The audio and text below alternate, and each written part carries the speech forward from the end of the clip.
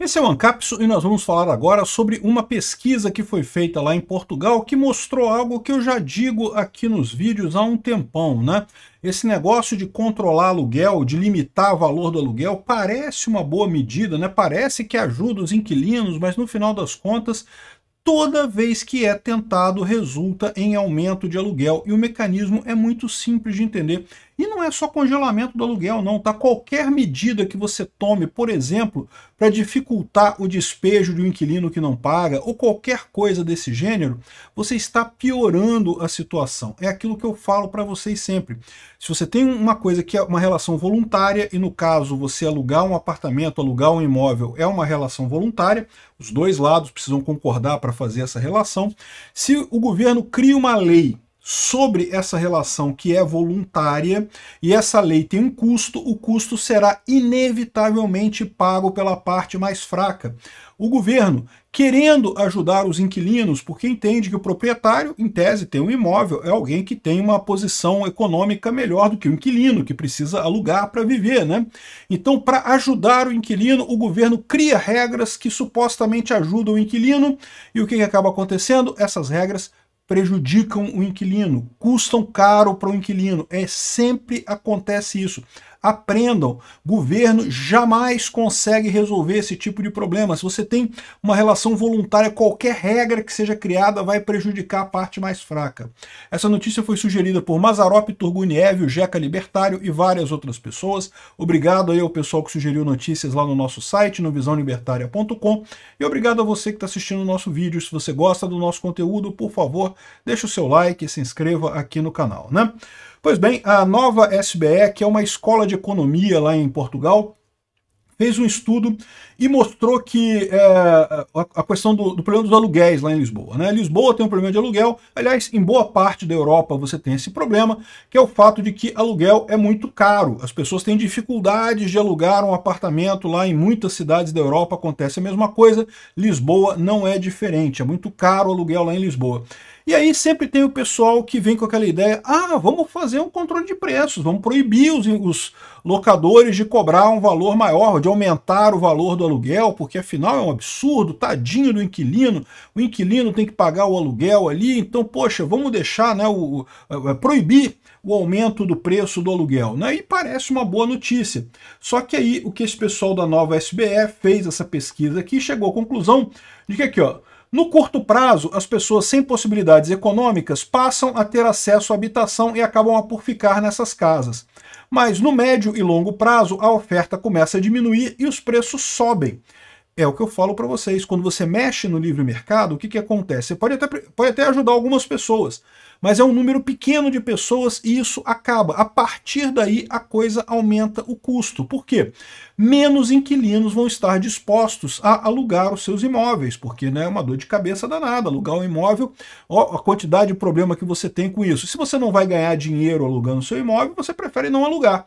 E se muita gente decide não alugar o imóvel, e aliás eles falam aqui, ó, que a percentagem de habitações para arrendamento, para aluguel, né, passou para menos da metade desde 1960, ou seja, lá em Lisboa, um dos problemas pelos quais né, os imóveis estão caros é justamente porque as pessoas não querem alugar os seus imóveis.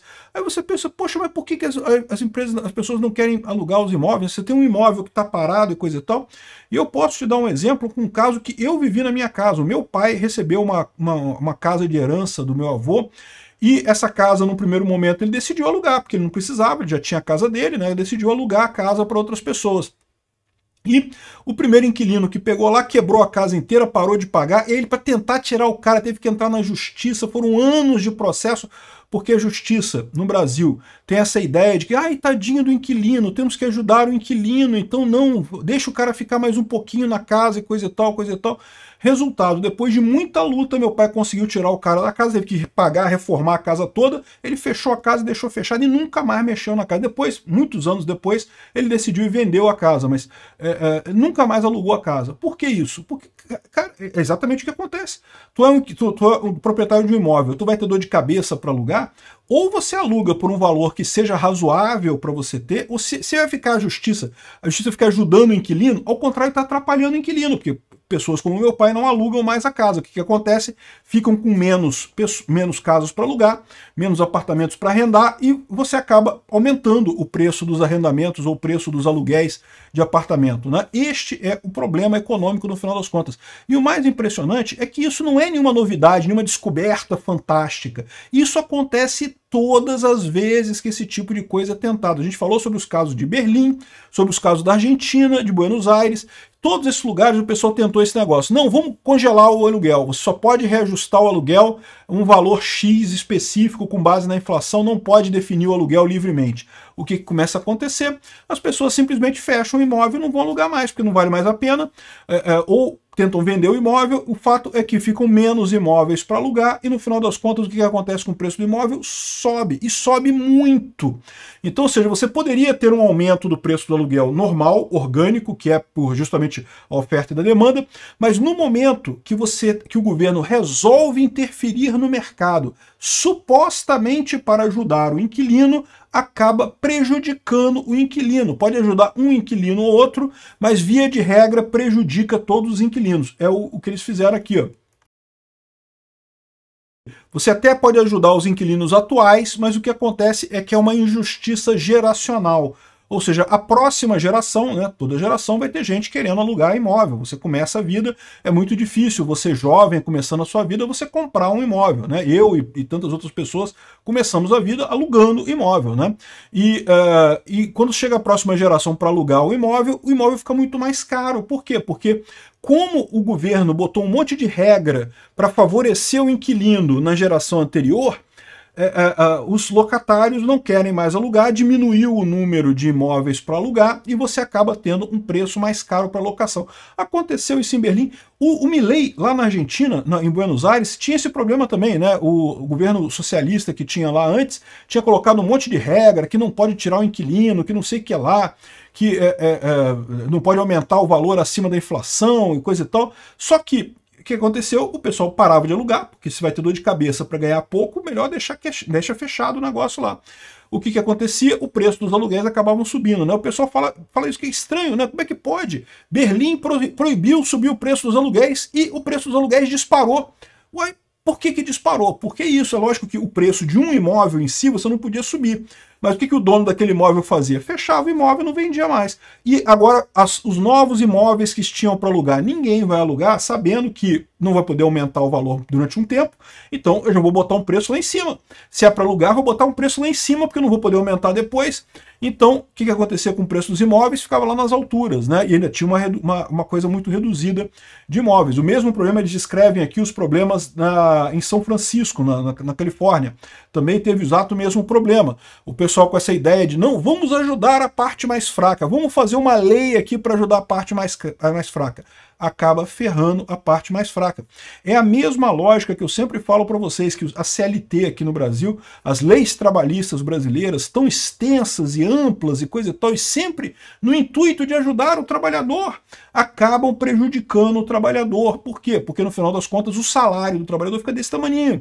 As empresas têm que botar todos os overheads devido à incerteza jurídica, devido a 13º e férias e pipipi, popopó e não sei o que lá, não sei o que lá. E mais a incerteza jurídica que tem em cima disso, porque mesmo que você pague tudo direito para o empregado, a chance do empregado entrar na justiça, você tem que contratar um advogado e coisa e tal, todo esse custo, você tem que considerar esse custo. Então você vai lá e diminui o preço do salário do empregado. Os salários aqui no Brasil ficam todos baixíssimos, é o que acontece por aqui. Por que o brasileiro vai para os Estados Unidos e se empolga? Porque chega lá e fala, caramba, o pessoal paga bem aqui. Por que paga bem? Porque não tem lei trabalhista, tem muito pouca lei trabalhista por lá, né? O patrão dá férias se ele quiser, você combina com ele. Você quer férias? Combina com o seu patrão aí. Ah, mas que absurdo, o patrão aqui não é obrigado a dar férias. Então, procura só um emprego que dê férias. Se o patrão não dá férias, você procura outro emprego. Não tem problema nenhum. E aí que eu falo, quanto menos o governo interfere em relações voluntárias, é melhor para todo mundo. Porque aí a pessoa recebe mais e tem o poder de negociação. Se você quiser férias, você procura um patrão que ofereça as férias. Se você não quer férias, você pode trabalhar para qualquer patrão. Simples assim, resolvido o problema, né? A mesma coisa vale para o CDC. Eu já falei também aqui, o CDC aqui no Brasil tem essa porcaria de que não, que é para proteger o consumidor e não sei o que lá. E sabe o que acaba acontecendo? Encarecendo o produto. É só isso que acontece com o CDC. porque na verdade a maior parte das lojas já obedecia tudo que o CDC falava em termos de trocar produto defeituoso, esse tipo de coisa, né? Isso aí tem que trocar mesmo, mas isso aí é óbvio, isso aí não precisa de um CDC para isso. A lei anterior ao CDC já dizia que se você comprar um produto com defeito, a loja tem que trocar, evidentemente, né? Agora, o que o CDC faz? Ele bota um monte de garantias adicionais para o consumidor. E aí o que acaba acontecendo? Um monte de gente entrando na justiça com caso frívolo, por qualquer besteirinha. E no final das contas, isso acaba, o custo disso acaba indo para o custo dos produtos. A mesma coisa com os aluguéis aqui, né? E de novo, não é só a questão de aluguel, tá? Não é só a questão do valor do aluguel. Tem um caso aqui na Espanha também, que é o fenômeno dos ocupas, né? Que é o MST lá da Espanha, o MTST da Espanha lá, o movimento de ocupação do pessoal que entra no imóvel, aluga o imóvel e depois não sai. Não paga, não sai, coisa e tal. E aqui, o caso que o cara conta aqui, ó, é justamente o Juan Pedro, que morava em Tenerife, na Espanha, mora em Tenerife, na Espanha. Ele vive há 5 anos uma situação ocupa. Ele mora num apartamento e do lado, o apartamento ao lado, pertencia ao pai dele, que já é falecido, e só que uma pessoa invadiu e usava o apartamento do pai dele, e aí ele não conseguia na justiça desocupar, porque tal como a justiça brasileira, o pessoal fala, ai, tadinho do inquilino, cara, é pobre, não pode tirar ele. Aí qual o resultado, né? O cara levou anos para tirar o inquilino maldito lá, o ocupas do apartamento dele, teve que pagar uma conta de água absurda de 300 euros, teve que consertar um monte de coisa no apartamento, estava tudo quebrado. Quando ele tirou o cara do apartamento, o que ele fez? A mesma coisa que meu pai fez. Fechou a casa e pronto, deixa fechado lá. Não, deixa quieto lá. Um dia eu vendo, eu faço alguma coisa com isso, deixa quieto. Não vou alugar de jeito nenhum. Não vou botar mais ninguém lá. No final das contas aqui, ó, apesar do invasor já não residir na habitação, Juan confessa que tem receio de arrendar a casa, de alugar a casa e reviver uma situação semelhante, ou seja, deixa fechado. E aí o que acontece com o preço do aluguel? Um monte de gente pensa a mesma coisa, o preço do aluguel sobe. É o que eu falo para vocês, justiça tem que ser justiça. Quem está certo? Quem está errado? Ah, o inquilino está errado? O inquilino não pagou o aluguel e está morando indevidamente? A justiça tem que tirar o cara. Não porque, mas tadinho, ai, tadinho, ele é inquilino, ele é pobrezinho. Você está ferrando um monte de inquilinos no momento que você começa a pensar desse jeito. Tem que tirar. Quem está errado tem que ser punido. E ponto final. Não interessa quem é pobre, quem é rico, quem é bom, quem é ruim, quem é feio, quem é bonito. Não interessa. O cara está errado, a justiça tem que punir. A mesma coisa para consumidor, para trabalhista, para aluguel, tudo isso. Essa ideia de você fazer justiça com leis é uma ideia falha, é uma ideia que prejudica a sociedade como um todo. Só ajuda, sabe quem? Políticos. Os políticos adoram isso, porque eles inventam essas leis malucas, né? E para o pessoal meio lerdo da cabeça, acha que a lei está ajudando o trabalhador. O trabalhador, olha só, o inquilino vai ser ajudado, tadinho do inquilino, aprova a lei aí. E o político ganha esse bônus, no final das contas ferrou para todos os inquilinos, mas ele não está nem aí, porque o político também não aluga aluguel, não aluga apartamento, não vai fazer, não vai participar disso daí, né? É o que eu falo para vocês, essa é a grande tragédia que vive o Brasil e tantos outros lugares. Que bom que o pessoal de Portugal está percebendo o problema que é isso, né?